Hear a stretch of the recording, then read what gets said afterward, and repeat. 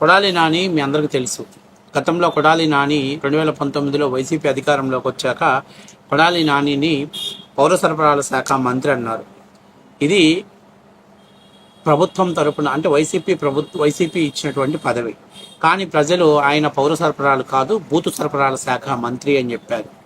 ఇది అఫీషియల్గా ప్రజలు ఇచ్చినటువంటి మాట.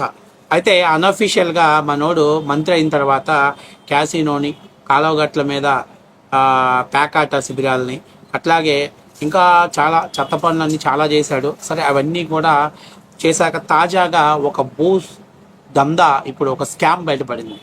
కొడాలి నాని అనుచరులు కొడాలి నాని మంత్రి అయిన తర్వాత గుడివాడ వేదికగా చేసుకొని ఏదైతే ఈ 3 మండలాలు గుడివాడ, గుడ్లవల్లేరు, నందివాడ, ఈ 3 మండలాలలో కొండలు, గుట్టలు, ప్రభుత్వ భూములు, అట్లాగే చెరువులు, మంచినీటి చెరువుల్ని ఏటిని వదిలిపెట్టకుండా గ్రావెల్ మాఫియా నిర్వహించారు. దాదాపుగా ప్రభుత్వం ఇప్పుడు దాని మీద సీరియస్ అయింది, విజిలెన్స్ ఆదేశాలు ఇచ్చింది.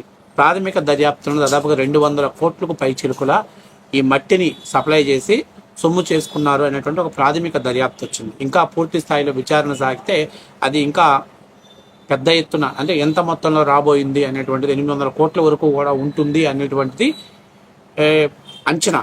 అసలు ఈ మట్టిని ఎట్లా సేకరించాడు, ఈ మట్టి కోసం అసలు కొడాలి నాని అనుచరులు ఏం చేశారు అనేటువంటి దాని మీద వివరాల్లోకి వెళ్తే, కొడాలి నాని వైసీపీ ప్రభుత్వం వచ్చిన తర్వాత 100 టిప్పర్లు కొన్నాడు.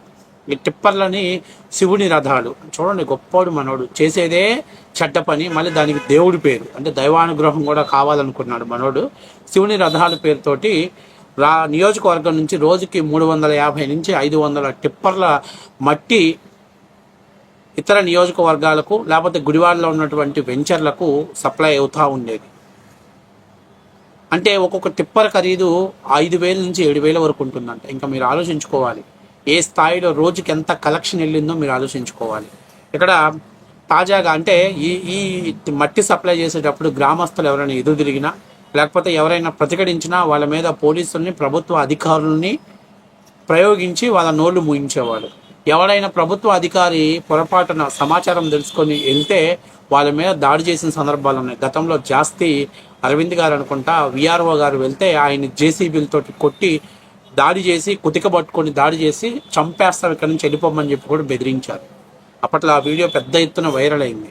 సరే, ఏది ఏమైనా మొత్తం మీద మనోడు 100 టిప్పర్లను కొనుగోలు చేసి రోజుకి 350 నుంచి 500 టిప్పర్ల మట్టిని రోజు తరలించేవాడు.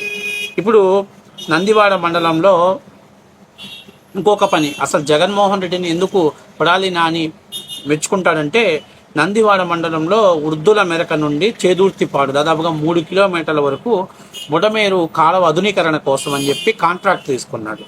కాంట్రాక్ట్ తీసుకొని అందులో కాలువలో ఉన్నటువంటి మట్టిని తవ్వి ఏం చేయాలి, కట్టని ఎత్తుపరచాలి, అంటే కట్టపైన పోయాలి.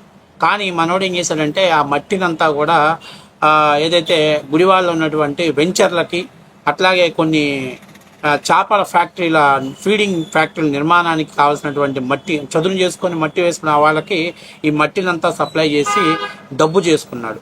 అంతేకాకుండా ఈ 3 కిలోమీటర్లు బుడమేరు కాలువని పూడికి ఆధునీకరించాలని చెప్పి ప్రభుత్వం దగ్గర నుంచి బిల్లు చేసుకున్నాడు. 2 వైపుల నుంచి ఆదాయం తెచ్చుకున్నాడు. ఎందుకంటే మనోడు డిసైడ్ అయిపోయాడు అనమాట, ఇల్లుండగానే దీపం సర్ద పెట్టుకోవాలని చెప్పి డిసైడ్ అయ్యాడు. కాబట్టి గుడివాడని అడ్డాగా చేసుకొని మట్టి గ్రావెల్ మాఫియాని విశృంఖలంగా విజృంభించి పడేశాడు. అంతేకాకుండా అపిరాలపాడు గ్రామంలో మంచినీటి చెరువులో ఉన్నటువంటి చెరువును దాదాపు కొన్ని 2 తాడి చెట్లు లోతు లోపల వరకు కూడా దాని మట్టిని తవ్వి వెంచర్లకు సప్లై చేశాడు. అలాగే పుట్ట సందాలలో ఉన్నటువంటి ఒక గ్రామంలో 9.5 ఎకరాలు హై స్కూల్ కోసం ప్రభుత్వం కేటాయిస్తే ఆ భూమిని కూడా అక్కడ కూడా మట్టి తవ్వకాలు చేసి దాని గ్రావెల్ అక్కడి నుంచి పెద్ద ఎత్తున మాఫియా చేసి సప్లై చేసుకున్నాడు. ఇంకా చెప్పుకుంటా పోతే మన కొడాలి నాని మంత్రి అయిన తర్వాత ఇన్ని కాదు, గుడివాడ నియోజకవర్గంలో గుడివాడలో ఉన్నటువంటి గ్రామాలు దాదాపుగా ఒక 10-15 గ్రామాల్లో ఉన్నటువంటి కొండలు, గుట్టలు, చెరువులు, అట్లాగే మంచినీటి చెరువులను కూడా వదిలిపెట్టకుండా మట్టి మాఫియాని యథేచ్ఛంగా తరలించేవాడు. రాత్రి పగలనేది లేకుండా తరలించేవాడు. ఎవరైనా గ్రామస్తులు అడ్డుకుంటే అధికారులను ప్రయోగించేవాడు, బెదిరించేవాడు, కేసులు పెడతాం, మిమ్మల్ని జైలుకు పంపిస్తామని చెప్పేసి బెదిరించేవాడు. అలాగే ప్రభుత్వ భూముల్ని, అసైన్మెంట్ భూముల్ని కూడా వదిలిపెట్టకుండా సప్లై చేశాడు. ఇప్పుడు తాజాగా కూటమి ప్రభుత్వం అధికారంలోకి వచ్చిన తర్వాత దాని మీద పూర్తి స్థాయిలో విచారణ చేయాలని విజిలెన్స్ డిపార్ట్మెంట్కి ఆదేశాలు ఇస్తే గతంలో జరిగినటువంటి అక్రమాలు ఒకటొకటి బయటకు వస్తుంది. గతంలో ఏదైతే గుడివాడ ప్రాంతంలో ఒక చోట మట్టి తవ్వుతున్నారని చెప్పి ఇన్ఫర్మేషన్ వస్తే విఆర్ఓ అక్కడికి వెళ్తే కొడాలి అనుచరులు దాడి చేసి అతన్ని కుతికబట్టుకొని అలాగే జేసీబీని అడ్డం పెట్టి ఇక్కడ నుంచి వెళ్ళిపోకపోతే జేసీబీ కింద వేసి చంపేస్తామని చెప్పి బెదిరించారు. అప్పట్లో ఆ వీడియో పెద్ద ఎత్తున వైరల్ అయింది. అయినప్పటికీ కూడాను జగన్మోహన్ రెడ్డి గారు కొడాలి నానిని కంట్రోల్ చేయడంలో మాత్రం ఎక్కడ ఎటువంటి ఆదేశాలు కూడా ఇవ్వలేదు. ఇవ్వకపోవడంతో ఇంకా మరింత స్థాయిలో రెచ్చిపోవటం జరిగింది. ముఖ్యంగా గుడివాడ ప్రాంతంలో ఉన్నటువంటి కొన్ని గ్రామాలు మనం చూసుకున్నట్లయితే గ్రామాలలో మంచినీటి చెరువుని వాటిని కూడా వదిలిపెట్టకుండా మట్టి తరలించారు. ఈ మట్టి అంతా కూడా మన కొడాలి నానియే కాదు, వల్లభనేని వంశీ కొన్ని హనుమాన్ జంక్షన్ అనే ప్రాంతాల్లో వెంచర్లు వేస్తే ఆ ఇక్కడి నుంచి మట్టిని వెంచర్లకు సప్లై చేశాడు. అందుకని చెప్పేసి మనోడికి ఈ పార్టీలో ఉంటే కన్వీనియంట్గా ఉండదని చెప్పేసి వంశీని తెలుగుదేశం పార్టీలో నుంచి వైసీపీలోకి రప్పించి ఇద్దరు కలిసి గుడివాడ గన్నవరాన్ని లంబూ జంబుగా దొరికిన కాడికి దొరికినట్టు దోచుకున్నారు. వేల కోట్ల రూపాయలు సంపాదించుకున్నారు. గుడివాడని అడ్డాగా చేసి పీల్చి పిప్పి చేశాడు. ఒక్క మాట మాత్రం నిజం, వాడి నోట్లో గుట్కా ఎట్లా నములుతాడో ఆ విధంగా గుడివాడని నమిలి నమిలి 5 ఏళ్లలో ఊసి పడేశాడు. ఇలా గుడివాడ ప్రజలకు కూడా అర్థమైంది. అందుకని చెప్పేసి మొన్న భారీ ఓట్ల మెజార్టీ తోటి తెలుగుదేశం పార్టీ అభ్యర్థిని గెలిపించారు. గతంలో కొడాలి నానికి ఒక మంచి పేరు ఉండేది. ఎవడు బండి మీద నీకు వెళ్ళిపోయేవాడు, అదే ఫ్రెండ్షిప్గా ఉండేవాడు, ఏదైనా ఇబ్బంది వస్తే సాయం చేసేవాడు. వాడు ఆ ముసుగులో ఉండి ఒక్కసారి అధికారంలోకి వచ్చాక విశ్వరూపం చూపించాడు. గుడివాడలో ఎక్కడ ఏ భూమి కనిపించినా ఆ భూమిలో ప్రభుత్వ భూమి అయితే తెల్లారేసరికి అక్కడ జేసీబీలు టిప్పర్లు రెడీగా ఉంటాయంట. రెయ్యే తోడేస్తారు. ఒక్కొక్క చోట అయితే 2 తాడు చెట్లు లోతులు కూడా మడి తవ్వుకుపోయిన సందర్భాలు ఉన్నాయని చెప్పేసి అక్కడ ప్రజలు చెప్తున్నారు. తాజాగా మంచినీటి చెరువులను వదిలిపెట్టలేదంట.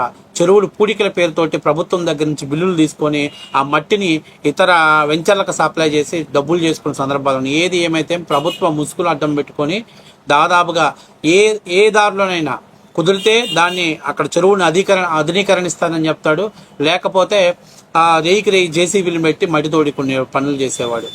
చెరువుని ఆధునీకరణ పేరుతోటి ప్రభుత్వం దగ్గర బిల్లులు చేసుకునేవాడు. ఆ మట్టిని వెంచర్లకి లేకపోతే కొన్ని సంస్థలు అంటే ఏదైనా నిర్మాణం చేసేటువంటి వాళ్ళకి సప్లై చేసి డబ్బుని సొమ్ము చేసుకునేవాడు. సో ఇట్లాగా దాదాపుగా ప్రభుత్వ విజిలెన్స్ ప్రాథమిక అంచనా ప్రకారమే 200 కోట్ల రూపాయలు అంటున్నారు. ఇక పూర్తి స్థాయిలో విచారణ జరిగితే దాదాపుగా 800 కోట్ల రూపాయలకు అయ్యేటువంటి అవకాశం ఎక్కువగా ఉండేది. అయితే ఇప్పుడు మొత్తం ప్రభుత్వం దీని మీద విచారణ సాగించడంతో వైసీపీ నాయకులు గుండెల్లో రైళ్లు పరిగెడుతున్నాయి. ఏ ఒక్కరిని అరెస్ట్ చేసినా వాడి నోటి నుంచి విచారణ చేసినా వాడి నోటి నుంచి వచ్చే పేరు కొడాలి నాని కనుసైగల్లోనే ఇది సాగింది. పేరుకు మాత్రమే మేము, మా వెనకున్నదంతా కూడా మన కొడాలి నాని అని బయటకు వస్తుంది. ఇది బయటకు వచ్చిన రోజు మనోడు కూడా పాపం మన వంశీ ఒక్కడే పాపం జైల్లో ఉండి ఇబ్బంది పడుతున్నాడు. కాబట్టి మనోడు కూడా అక్కడికి వెళ్ళిపోయి ఇద్దరు కలిసి లంబూ జంబు, గుడివాడ లంబు గన్నవరం జంబు గారు ఇద్దరు కలిసి కూడా కూర్చొని శ్రీకృష్ణ జన్మస్థానంలో ఊచలు లెక్క పెట్టుకునే సమయం దగ్గరలోకి వచ్చింది. సో మొత్తం మీదుగా ప్రభుత్వం ఆదేశాలతోటి విజిలెన్స్ అనేది ఇక్కడ విచారణ ముమ్మరం చేయబోతుంది. అట్లాగే ఎక్కడైతే పెద్ద ఎత్తున మట్టిని తవ్వించారో ఆ చోట ఉన్నటువంటి ఫోటోలను కూడా స్వీకరించి ఆ ఫొటోస్ని అన్ని కూడా ప్రభుత్వానికి, వీడియోస్ని కూడా ప్రభుత్వానికి సప్లై చేయబోతున్నారు. అలాగే అక్కడ ఉన్నటువంటి ప్రజలు ఎవరు ఇక్కడ గత 5 ఏళ్లలో మట్టిని తరలించారు, ఎవరు కనుసైగలు జరిగింది అనేటువంటి విచారణలో వాళ్ళ వివరాలు కూడా స్వీకరించబోతున్నారు. తద్వారా కొడాలి నాని మీద కేసు స్ట్రాంగ్ అవుతుంది. తద్వారా మనోడు కూడా శ్రీకృష్ణ జన్మస్థానానికి వెళ్ళే సమయం ఆసన్నమైంది.